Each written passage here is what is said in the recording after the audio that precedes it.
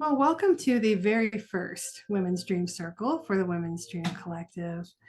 And today I have McCollonough with me, and she has so graciously shared her dream for us to look at today. And so I'm going to start by just reading it, if that's okay. And I'm just going to go through it from the beginning, and then we'll look at each part. So one of the first, so to introduce the dream mirror method, it has 4 parts. And the 4 parts are memory, mood, mirror, and metaphor. So memory is your dream recall, what you remember about the dream. And it's also where you put in the title for the dream. So you gave your dream a title called The Last Wave. And then the mood is where you record the mood that you experienced before, during, and after the dream. And then the mirror is where we look at all the different aspects of the dream. So the people, the places, the things, the actions, the colors, everything. And then the metaphor at the end is where we look at the story that the dream is telling us from as a metaphor for your waking life. So that's the 4 steps that I'm going to take you through. So first I'm going to read the dream. So here's how it starts. I was just about to catch my next big wave when out of my right eye, I saw a bodiless fin. It was headed towards a small boy on a bodyboard. Shark! I tried to scream. Instead, my words were swallowed up by a giant wave that sent me to the bottom. I started clawing and grasping my way to the surface, mind racing. Back at the surface, I grabbed my board and started paddling towards the boy. Get on and hang on, I said as I scooped him up. He started screaming for his mommy while I began to fiercely paddle towards shore. I felt a stabbing, breathtaking pain in my left foot, but I knew I had to keep going. Using strength I did not know I had, I violently but blindly kicked at whatever had caused the pain. I am now silently pleading for shore and a lifeguard that looked to be miles away. Another even harder pain on my left side almost knocked me out. I am now dizzy and can see blood. The shark is pulling me down. I shout, "Stay on the board," to the boy as I feel myself going under. I can see the waves made by the coming lifeguard. I can see the bubbles my own body is making, mixing with the blood. I can see the shadow of the surfboard. I no longer feel pain as I drift deeper into the ocean, sending a stream of blood to the surface. So thank you very much for sharing that really detailed, excellent recall of your dream. Now that you're hearing it again, what thoughts or feelings are coming up around the story? I'm remembering Tom and Laurie, who were real people that I knew through. They died before I was born, but they were some of the first ocean rescue guards in South Florida. And I got to know them through a friend, and they felt like great grandparents to me. Oh, okay. Even though I never met them, but just through all the stories I had heard of them, I even wrote books about them. And Oh, so, and this dream I've had, it's been a recurring dream for the last like 10 to 15 years. okay. And when you have it as a recurring dream, what is different and what is the same? Um, the thing that's always the same is I always in rescuing the boy. Sometimes I end up dying, sometimes I don't. That kind of changes, but that's really the only thing that changes, is whether or not I get rescued. And the one I sent you, I didn't, because that was the one that had happened the most recently. And so it was the most vivid on my mind. Okay. The boy I, is in all of them. what? Is the boy Boy, in all the of them? little boy is in all of them. It's always a little boy, about Okay. 6 or 7. And I always am wondering what he's doing that far out in the ocean by himself, because he's so young. It seems like Okay. he shouldn't be out there by himself. Okay. If you were to describe Tom and Lori, I know you don't know them, but how, if you were to pick 3 adjectives to describe them, how you imagine them to be for each, what would those adjectives be? Well, Lori Uh, wasn't in the dream, right? Laurie wasn't in the So dream. just for No, Tom. just for Tom. Tom is very determined. He will do um, focus and tunnel vision, do anything to obtain a goal. Okay.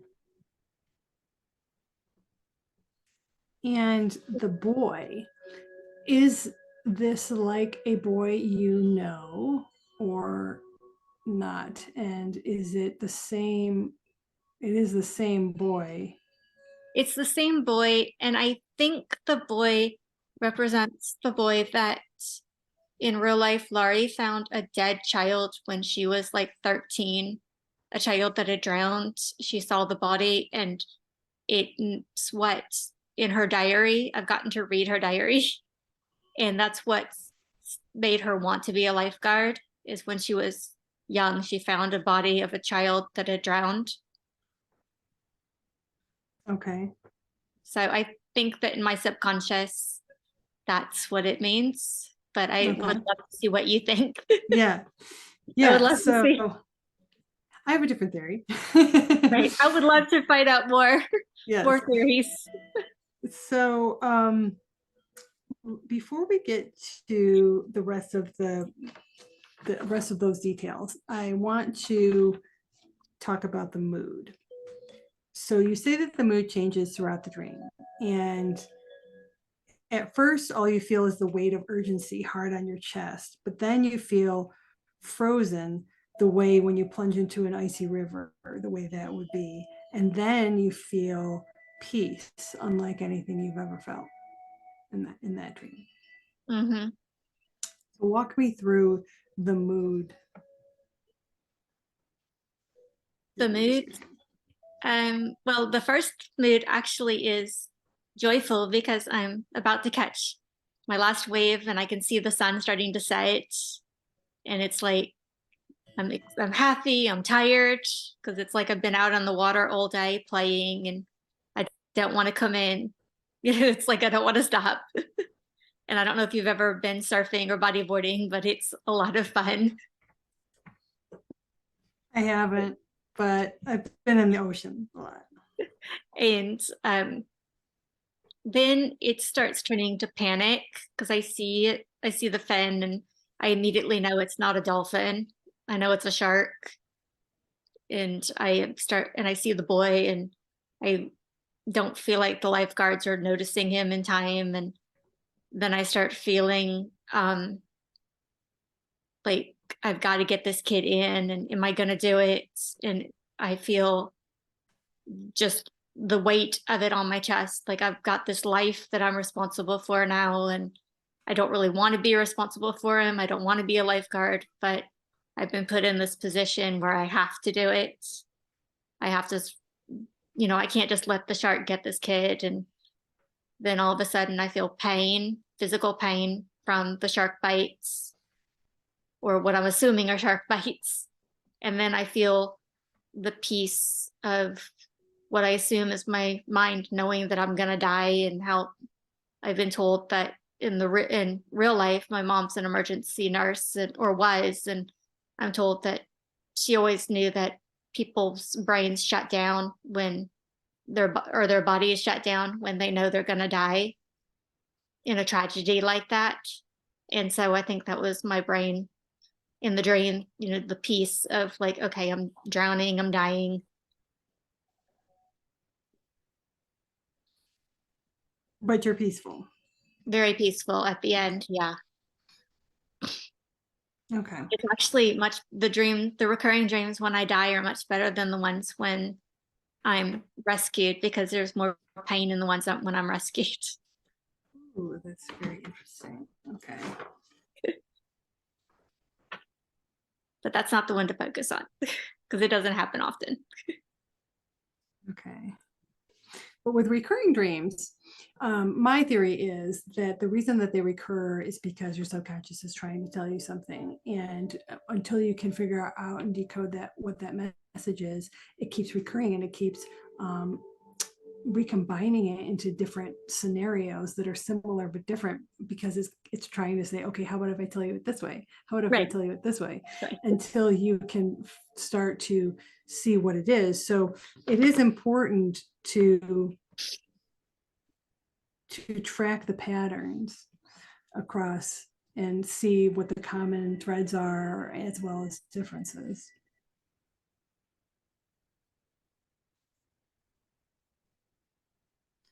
Okay, so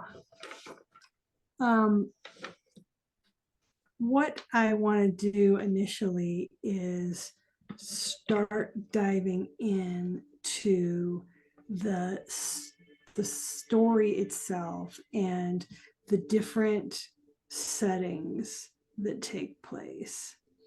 So it's in the ocean, first off, which is the overall setting. And you initially might just say, well, it's all in the water, so it's all the same. But there's actually like different layers to that place. And so many times when we look at the different elements in dreams, so we look at earth, air, fire, water element in dreams represents our emotions. And so many times when we're in a swimming pool, or we're in a hot tub, or we're in the shower, or we're in the water, it's raining, or we're in the ocean, that can all represent our different emotions that we are going through. And so similarly, if you're drowning and so forth, or if you're struggling in the water, that's really can be a metaphor for your emotions. Now there's all these other little subtle settings. So there's the surface, and there's the bottom, and there's also the shore. So those all represent something different in the dream. And so at the beginning, like you said, you're joyful, happy, tired, but like in your flow, in your place where you want to be. You're comfortable, you don't want to leave. But the sun is setting, which is really important. And that's why I do these sessions and I ask you questions, because you didn't put that in the record. And there's a lot that you might not put, but you remember it. And so once I start asking you, you say, oh, well, I saw the sunset. Okay, it wasn't the sunrise. So the sun setting is really like, you feel like something is coming to an end, right? You feel like, okay, you can't stay and play. And so then you start to panic because you feel like the lifeguard isn't noticing the boy. So you scream, you see a small boy on a bodyboard. Now I want to ask, if I was from, another planet and I didn't know what a bodyboard was, what is the purpose of a bodyboard? Okay, the purpose of a bodyboard is it's a small board that you can put basically your torso on, and you ride waves. You jump up on a wave. God, this is gonna be hard to explain. And you just coast into the shore. And usually if you're riding a bodyboard, you're not as far out as he was, which looking back on the dream, that doesn't make sense. Of course, in the dream, it made sense to me that he would be out as far as somebody who's riding a surfboard, which I was. I was on a surfboard. Okay. So there's a differentiation there in the objects, because we want to look at all the different objects in the dream, and what you can do on a surfboard is different from what you can do on a bodyboard. And the metaphor of what you do on a bodyboard is important too. The coasting, as you put it, coasting into shore, and what the shore represents. So, right. So you don't exactly coast on a surfboard. Right. So you start to scream and you're feeling swallowed by the giant wave that sends you to the bottom. And I feel that the bottom is really a representation of the depths of the soul, because it's the dark part where you might lose yourself, where you might lose your way, where you're plummeting, and it's more obscure, right? And there's also like a loss of control there. And so you're being, the action is swallowed and sent to the bottom. And there could be a lot of different verbs there. But I think that it's important that I like to use your words, and that you say that you are sent.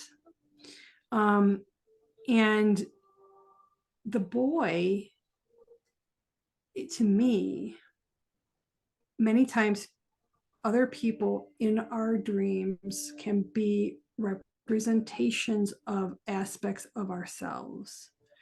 And it's very important to look at their age and their mannerisms.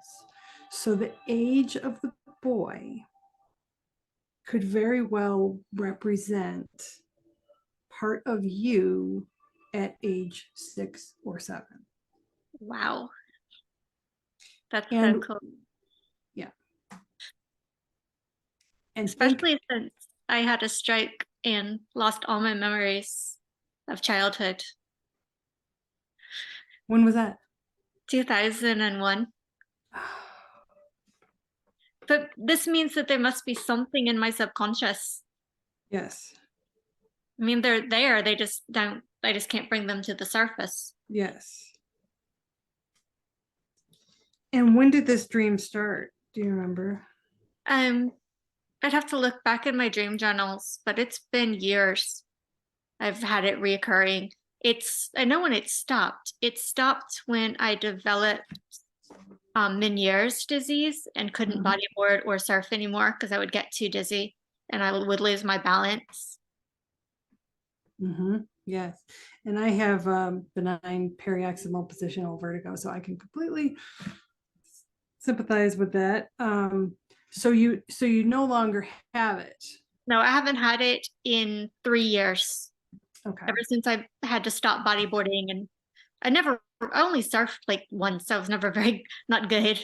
I never had enough balance. Okay. Which I found strange that I was on a surfboard in a dream. Okay. Okay, that's good. That's really good. I got a lot of notes here.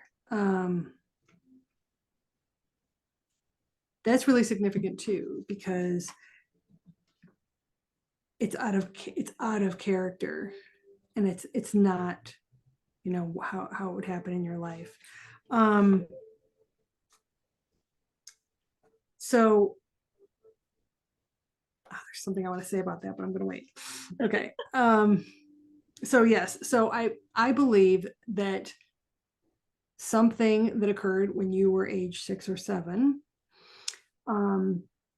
sent you to the metaphorical bottom, and that you felt that you could no longer be joyful and happy about whatever it was that happened. And it was a very emotional occurrence. And you are subconsciously trying to claw and grasp your way back to the surface.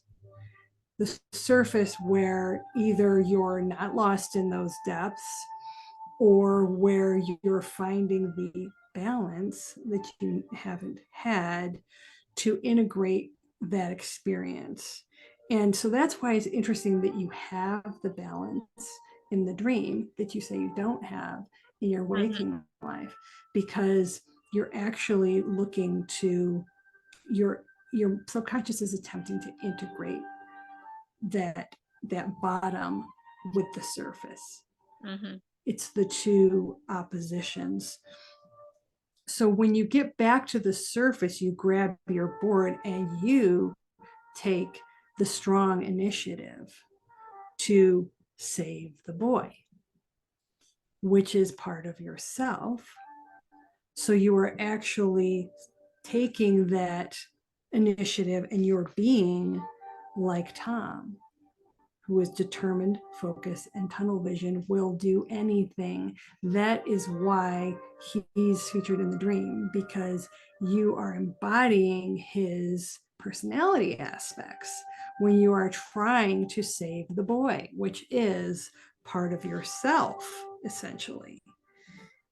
And he wants, his mommy, but you begin to fiercely pedal towards shore, except that you start to feel this pain and you know you have to keep going using strength you did not know you have, which I think is amazing. An amazing way to describe it, and to have acknowledged that, to like notice that, right? That you're like being supernatural in your strength is like really showing how you have been through this life trajectory. It's really showing how you have embodied Tom's, personality, and that you have that inner strength within you. So that's very powerful. So you violently but blindly kicked at whatever caused the pain. You're like, I don't have time for this. I'm not letting this stop me. Now you secretly really want to get back to shore. And the lifeguard, Tom, right? Mm-hmm. But it looks to be miles away. So it's like you're feeling like that what the shore represents is out of your reach. So before, when you didn't want to go back to shore, you just wanted to stay there. Now you're silently pleading for shore, but Mm-hmm. you don't feel like you will ever make it there. Yeah, it always seems like it's farther away than I'll ever be able to swim. And so I would invite you to consider what the shore is a metaphor for. Peace, Okay. Yeah.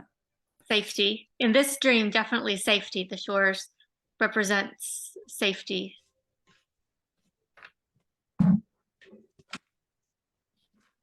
So you overcome, you're willing to overcome your pain to achieve that safety. And you're willing to get it for yourself. And you tell him, which is you, stay on board, which is like, don't give up. Right? It's like you're going to, and so then you start feeling like you're going under. But then you can see the lifeguard's coming. So it's like you know that the child is going to be saved. Mm-hmm. And you yourself, you realize that you are starting to sink. And you can see the shadow of the surfboard. Now, this is really powerful because I feel like that is representative of your shadow, the shadow of your subconscious, the shadow of yourself that you're letting go of so that the boy can survive. you're watching that shadow, and it's really the shadow of yourself. That surfboard represents the balance between the surface and the bottom. It represents the balance between the inner child and yourself that is gripping and clawing at trying to keep it one way, using strength that you didn't know you had to do this, to really save the inner child. And so at the end, you say that you no longer feel pain and you're drifting deeper into the ocean and sending a stream of blood to the surface. And even though that sounds like a grim scene, the mood is what sets the tone. You're peaceful, more peaceful than you've ever felt. You don't Mm-hmm. feel like you've failed. Mm-mm. You're not sad. And so it's really powerful that it's almost like a mini death, but it's a good one. And so I think that is so important that you let that go. It's like that part of you, that aspect of you experiences that peaceful death and goes and drifts off. And the boy that is on the bodyboard can coast back to shore, can coast back to his own peace, is being saved by Tom, whom you feel are, is like a metaphor of like a great grandparent to you, of like someone who Mm-hmm. takes care of you. And so I think fundamentally it's also really important that the difference between when you're rescued and when you're not, and that you experience more pain when you are rescued. Mm-hmm. And I think that's really interesting because the letting go is so much less painful, even though it's like the scene looks like it would be very painful, right? Because you're bleeding and you have this horrible Yeah, bodily pain, right? looks like But you're something out of Jaws. right, but you're actually experiencing this spiritual freedom from pain. So I think that that's really important. Now, I want to look at the series of actions, just some of the series of actions, starting with sent me to the bottom, gasping to the surface, fiercely paddle, hang on, keep going, silently pleading, pulling down, going under, drifting deeper, ending in peace. And so when we look at that trajectory of actions, we see that initial resistance to going into that deep, dark place. And then the inner resolve to hang on and keep going. And then the silently pleading for that shore, for the safety and security of that shore. And then the surrender of drifting deeper and finding that peace in letting go. And in doing so, you're also saved. So I think that the last thing I want to do is look at the colors, because I like to integrate color theory. And you mentioned the blue green of the ocean and the dark rust red of your blood. And when we look at, I have this color theory chart from Robert Voss that I like to use. And for each color, he puts a series of statements that have to do with emotional themes. But I feel like I picked out a few that might resonate. And the red really is the, I feel assertive, forceful, driven, but also I feel transformed. And I think that that is that blood going to the surface is your transformation of letting the, the you go that's going to the bottom and embracing the you that's being saved, the part of you that's being saved. And then the blue, the statement that I like for you is I feel tranquil, peaceful, and content. Because that is how you end up feeling at the end of all of this. So then let me know your thoughts, and then I will pull your card. I think you're pretty spot on. I definitely feel like even though I don't have a memory of it, I definitely feel like there obviously is something from subconsciously from my past that I was rescuing. Mm-hmm. Yeah, something from when you were that the age of that boy, Mm-hmm. and something that you needed to integrate, Mm-hmm. that you needed to recapture, and that your soul knew you needed to recapture, to Mm-hmm. not let it go, to stay on the board, to stay on board, right? Right. Stay on board.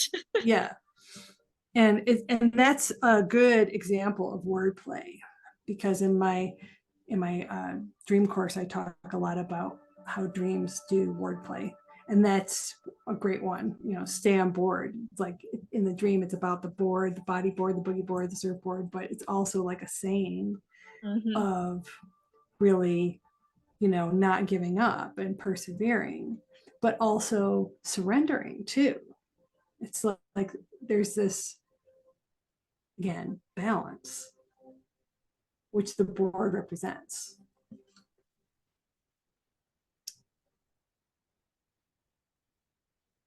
Yeah, and I think there's something also to the weight that you mentioned, the weight of your responsibility. I think that might be something that you're letting go. The weight of yeah, of all that responsibility was so heavy on me. It was crazy. Yes. And so I think that's part of what you're releasing, is that weight. Can I ask about your necklace?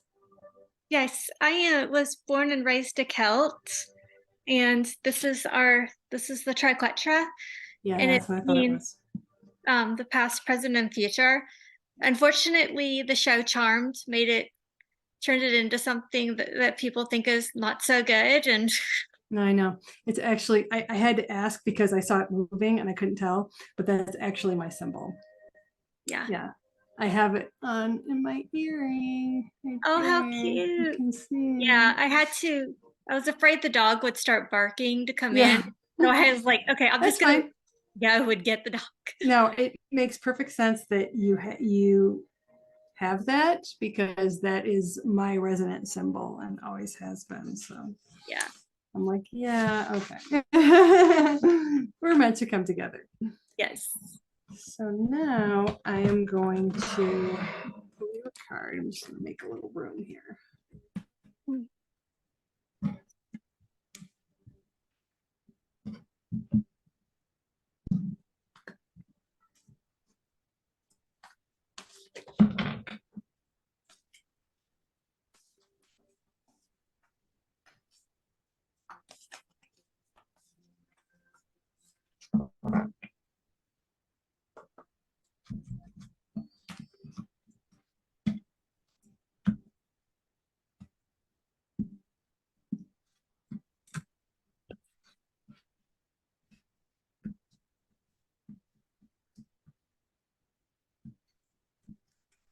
Okay, here we go.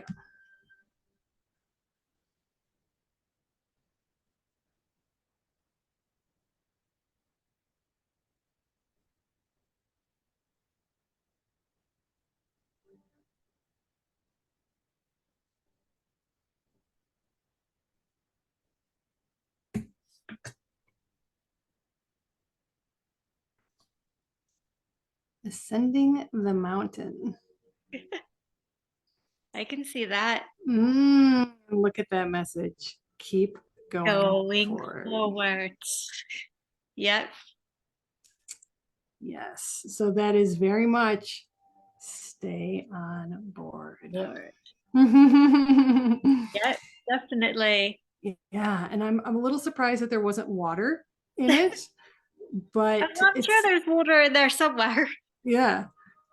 But it's like, you know, at the base of these gigantic peaks, it's like, you know, what lies before you. You know, it seems, I think it goes with the theme of it feeling insurmountable, like how you felt about the shore. But Right. like it And just the keeps getting mountain, further and further away. Yeah. that could be and the mountain is going to the shore, or just saving the boy is the mountain that you've got to climb. Yeah. Yeah.